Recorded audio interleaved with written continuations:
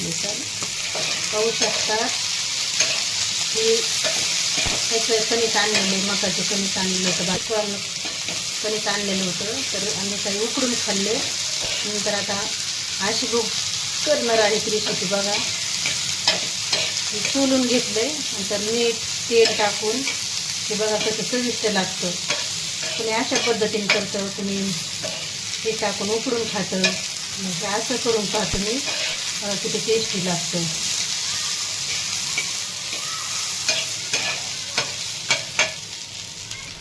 आता चवीनुसार थोडंसं मीठ टाकून घ्यायचं. जर पाहिजे असेल लगेच तर थोडंसं ताट पालथं घालून बघू शकता ते किती मऊ होते ते.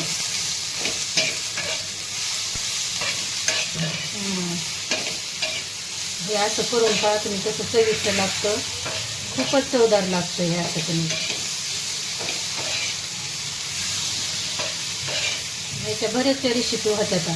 कुणी असं करतं, कुणी किसून दाणे हे करून टाकतं, त्याला तिखट मीठ कोथिंबीर तसं बी करून करीत आहेत ना. पाहू शकता कसे मऊ तुमची मकाचे दाणे झालेले आहेत.